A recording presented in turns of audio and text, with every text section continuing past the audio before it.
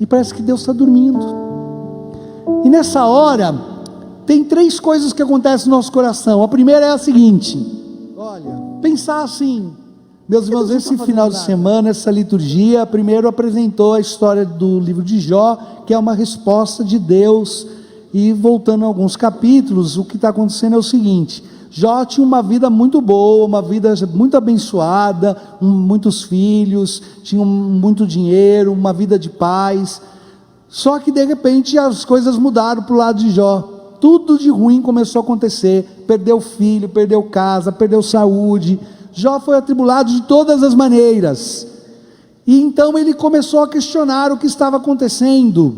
E a primeira resposta, quer dizer, a teologia daquele tempo, a primeira resposta era a seguinte: Jó, isso que está te acontecendo é porque você fez algo que Deus não gostou, você desagradou Deus, e de alguma maneira Deus está te punindo, por causa de algum pecado que você cometeu.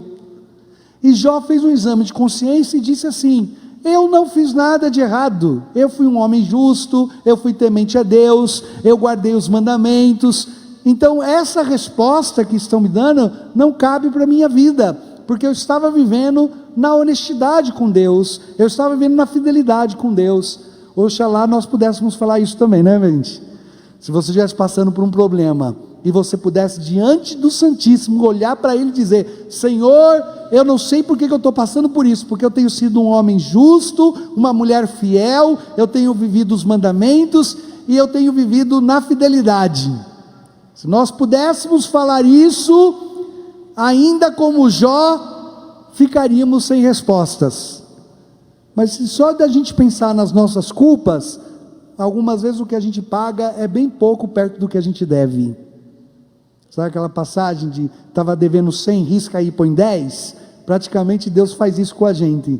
Se a gente for levar em conta a nossa dívida, o pouco de sofrimento que bate à nossa porta, não é nada perto das nossas infidelidades. E ainda a gente faz aquele drama, né? Coitado de mim. Mas Jó não, Jó era um homem honesto, justo diante de Deus.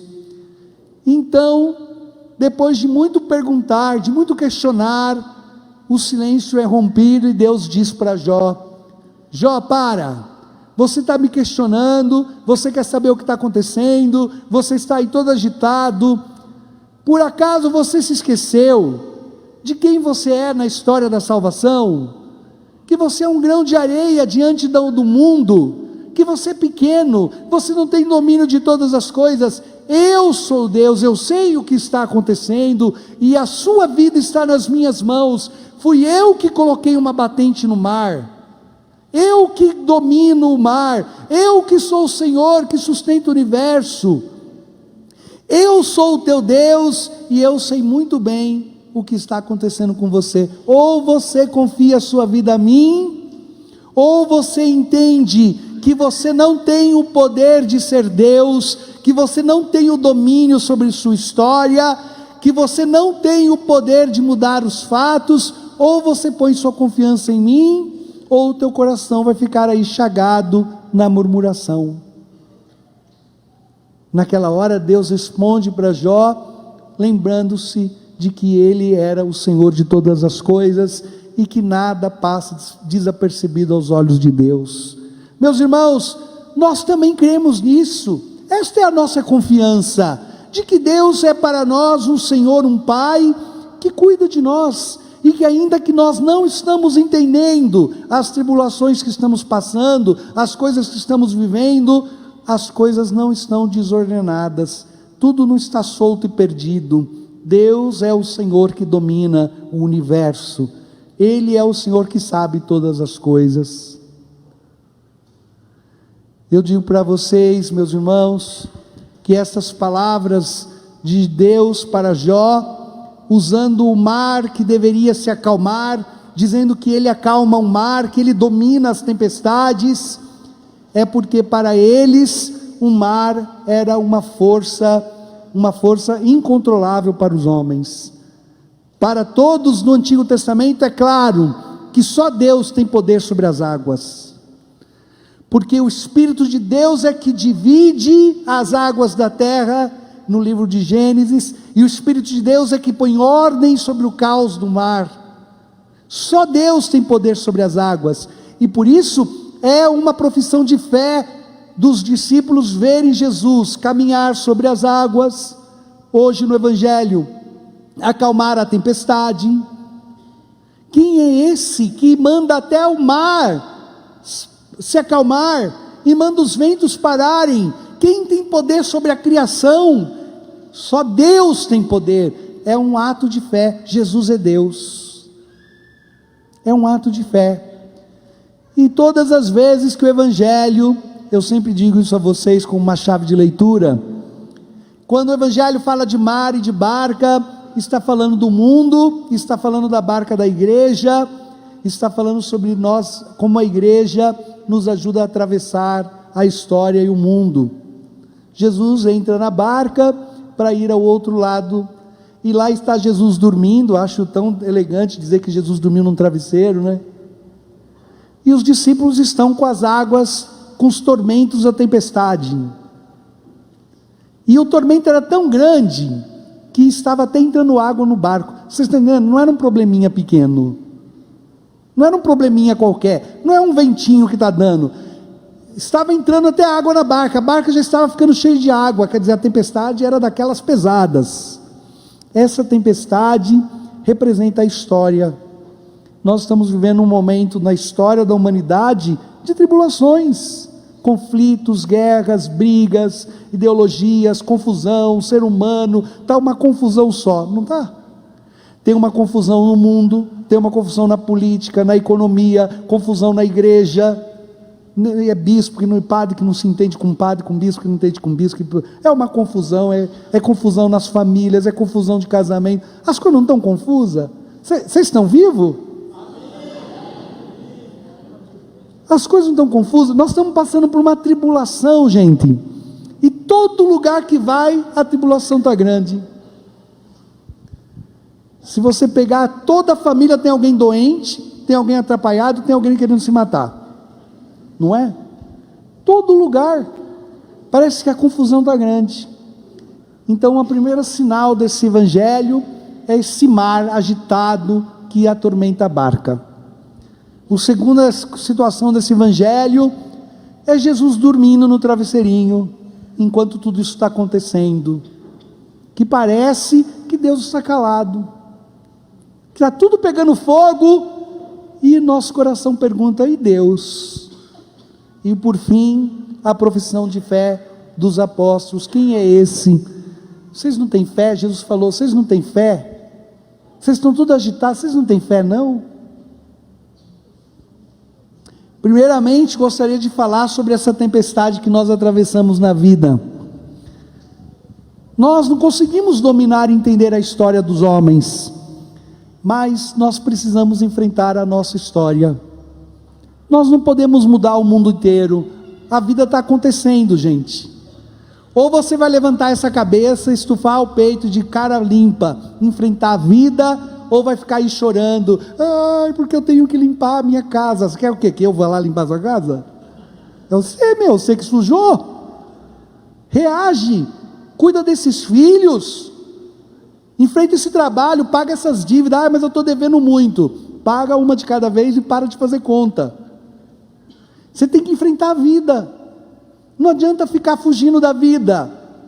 Não adianta ficar fugindo dos problemas. A crise está aí, os problemas estão aí, os tempos são outros, e agora tem as suas dificuldades. Antigamente, há 10, 20, 30 anos atrás, tinha dificuldades para criar-se filhos, dificuldades econômicas, dificuldades tecnológicas, dificuldades culturais, e os tempos agora são outros, e há outras crises, gente, outros problemas. Ou você enfrenta, ou você fica se lamentando. Tem um pouquinho de fortaleza, um pouco de coragem. Essa é a tua história, essa é a tua vida, esse é o teu marido, essa é a tua mulher, esses são os teus filhos, esse é o teu padre. Fazer o quê? Se vira e enfrenta, vai para frente, aceita, se adapta, veja o que dá para fazer, vai resolvendo os problemas de cada vez, não fica lá se lamentando, chorando. Essa é a nossa história, esse é o momento que nós estamos vivendo, Esse é o mundo presente. Nós precisamos enfrentar. As coisas não são do jeito que você queria, tua família não é o jeito que você queria, teu casamento não está vivendo a fase do jeito que você queria, você não queria ter passado por essa dor, por esse sofrimento. Olha, mas está passando, então o que você faz? Levanta a cabeça e vai resolvendo um dia de cada vez, e para de ficar fazendo drama. Almas fortes são capazes de enfrentar a história, mas almas medíocres vão ficar sonhando com uma vida que não existe. Tenha um pouco de fortaleza, e ponha a tua segurança em Deus, não em si mesmo.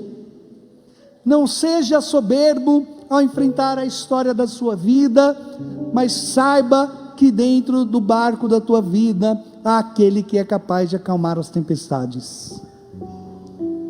E por isso, diante dessa situação das tempestades do mar, diante dessa tempestade que a história humana vive, diante desse momento em que nós enfrentamos com a nossa fé as crises dos tempos presentes, não tenha uma autossuficiência excessiva. Não fica pensando como alguns que, ao ouvir essas minhas palavras, podem pensar: eu sou uma pessoa, eu resolvo mesmo, eu vou para cima, eu faço o que tem para fazer, deixa comigo, que eu sou autossuficiente, eu dou conta desse problema, não preciso de Deus, não preciso de religião, não preciso dessas coisas, não preciso de ajuda, deixa que eu resolvo. Porque o autossuficiente se depara com a sua própria limitação, e aí, diante do fracasso, não terá força para continuar. Eu vejo muita gente sofrendo, não porque aconteceu um problema, mas por causa do orgulho. Problema vai acontecer na vida de todo mundo, mas o orgulhoso fica pensando: como que isso aconteceu comigo? Será que a história não sabe quem eu sou? Será que a humanidade não sabe quem eu sou? O orgulhoso lá dentro de si tem uma autoconsideração, e diante do fracasso se sente humilhado, porque não deu conta. Pois bem, meus irmãos, nós temos um Deus que cuida de nós, que nos ama, que deu a vida para nos salvar, que combate ao nosso lado, e ainda que der tudo errado, e ainda que você fracassar em todos os teus propósitos, e ainda que você não conseguir ser quem você deveria, não se preocupe, Ele continuará a te amar e dar a vida por você. Saber que a gente é amado quando a gente não merece é uma coisa que realmente escandaliza o meu coração. Saber que quando nós estamos falhando, fracassando e não dando conta de nada, ainda assim Deus continua do nosso lado, segurando nossa mão e dizendo: vai, filho, eu estou com você. Porque eu não me alegro pelas tuas conquistas, eu me alegro pela tua existência. Isso é maravilhoso. Deixa esse amor de Deus. Então, a nossa segurança, ela não é excessiva em nós mesmos. A nossa segurança é nesse Pai que a gente tem. É nesse Pai. Como que você vai dar conta disso? Não faço a menor ideia. Vou fazendo todo dia o que eu preciso fazer, e no final eu sei que quando tudo der errado, Deus vai de alguma maneira estar comigo e vai me dar força de vencer também essa tribulação. De alguma maneira, no final, Deus vai intervir. De alguma maneira, quando a água parecer que vai virar esse barco, e eu não tenho culpa da água entrar no barco, as tempestades estão aí. Eu fiz o que eu podia, não esperava que isso estaria acontecendo agora, não é? Tem pai que tem que entender que filho é assim, gente. Você faz o que você pode para os teus filhos, mas tem hora que você olha para o teu filho e fala: ih, a água entrou no barco, está quase afogando esse menino. O que vai fazer? Está na mão de Deus. Eu fiz o que eu podia, agora vai ser com Deus, Deus e Ele. Deus precisa se acertar com Ele. Então a nossa segurança está nessa presença divina. Isso é formidável. E saber que Deus não só nos dá essa segurança, mas saber também que Ele nos capacita para a missão. Sabe, Deus não vai dar para você não vai pedir para você uma vida para enfrentar uma história que você não dá conta. É mais ou menos, sabe aquelas pessoas que ficam falando assim? Se eu tivesse nascido há 200 anos atrás, eu era mais feliz, porque quando eu olho a sociedade, quando eu olho o mundo, eu queria ter nascido em outra época, porque talvez minha vida seria mais feliz. Estaria reclamando do mesmo jeito, tem que pegar lenha, não é? Você nasceu no tempo certo, no ano certo, no país certo, e é isso, sua vida é isso, filho. Deus não errou com você em nada. Deus capacitou você para nascer e para viver aqui. Você imagina? Vocês já viram aqueles vídeos da Índia? Aparece para vocês no Instagram? Só aparece. Por que o algoritmo me odeia? Fica me mandando aqueles vídeos da Índia, que o povo está comendo aquelas comidas sujas que eles fazem na calçada. Vocês já viram isso aí? Faz uma comida horrível, assim, nojento, tudo sujo, assim. Aí eu fico pensando, meu Deus, se eu tivesse nascido lá, como seria? Com certeza eu estava lá, barrigudinho, descalço, comendo. Não é? Não ia ser esse jeito, irmão. A gente não dá, a gente é para o tempo que a gente está, no momento que a gente vive. Deus te capacita para ir. Deus te capacitou para viver essa história, para essa família, para esse momento da história. Deus está com você. Então não ponha confiança demais no teu sucesso, porque você não tem tanto sucesso assim. Algumas vezes vão dar tudo muito certo, e tem hora que não vai dar, mas está tudo bem, porque a tua história está nas mãos de Deus, e esse momento vai passar também, e Deus vai levar você até o fim, ainda que pareça impossível para você suportar as coisas que estão acontecendo. E todo mundo que se colocou aos cuidados de Deus para enfrentar as tempestades, vai descobrir que pode fazer alguma coisa para aliviá-las. Todos nós, o mundo hoje está um caos. O que eu posso fazer para aliviar o mundo? Vocês já foram no velório? Que está todo mundo chorando, você não sabe mais o que fazer, e aí alguém ilumina, um Espírito Santo ilumina alguém, que diz, vou fazer um chá de camomila. Não é bom? Você já está lá desgastado, aí alguém vem falar, eu trouxe um chá para você. Eu não posso fazer mais nada, eu não posso fazer nada diante dessa morte, eu não posso te dizer palavras bonitas para consolar teu coração, eu não posso te abraçar mais do que já te abracei, mas eu posso nesse momento fazer um chá de camomila. Alguma coisa todo mundo pode fazer. E os conflitos da história, as tempestades da vida que agitam o barco do nosso coração, vão ser sempre vencidos quando Jesus Cristo formou a nossa vida com essas virtudes tão importantes e necessárias da generosidade e da entrega. Segue teu caminho, meu filho, segue teu caminho confiante, porque Deus quer que você atravesse por outro lado. Deus que está na barca e no barco da nossa fé, quer, apesar de todos esses conflitos, nos conduzir seguro até o outro lado da margem. Fala para quem está perto de você, creia. Aproveita para acordá-lo, creia. Vou falar mais um pouco, não dorme não. Aí tem essa segunda parte, depois da tempestade da história, tem essa outra parte, Jesus dormindo na barca. Então nós estamos aqui, peito aberto, enfrentando as dificuldades, os problemas, não é verdade? Dando o nosso jeitinho.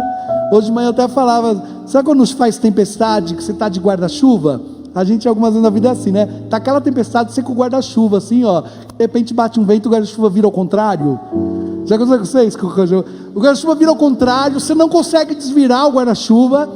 Quando você vai conseguir virá-lo, você já está todo molhado, já não faz nem mais sentido ficar com o guarda-chuva. Mas eu fico com ele ainda porque eu tenho medo de dar um raio em mim. Eu acho que o guarda-chuva vai proteger, né? Se der um raio, eu estou de guarda-chuva pelo menos, né? Bate no guarda-chuva. Algumas vezes a vida é assim, e parece que Deus está dormindo.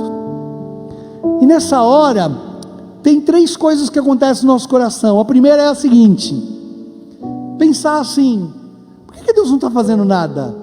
Jesus não está vendo a história, Jesus não está vendo o que está fazendo com a igreja, Jesus não está vendo essas coisas que estão acontecendo no mundo, Jesus não está vendo esse povo sofrendo, esses inocentes, e Jesus está calado, Jesus está dormindo, Deus está silencioso, e o mundo está pegando fogo, e Deus não faz nada. Um certo ateísmo toma conta do nosso coração, uma certa revolta, porque você fez novena, e mesmo assim a pessoa morreu, porque você confiou, e mesmo assim perdeu o emprego. Uma certa revolta no teu coração, porque aquilo que você esperava não deu certo. Parece que esse silêncio de Deus é um desinteresse. Deus não se importa mais conosco, nos deixou aqui. E então o coração do homem começa a ter dúvida se Deus é bom de verdade. Meus irmãos, no barco da nossa vida, no barco da nossa fé, está o Cristo, com um amor paciente, que é incapaz de ser compreendido por aquele coração que tem uma fé ruim.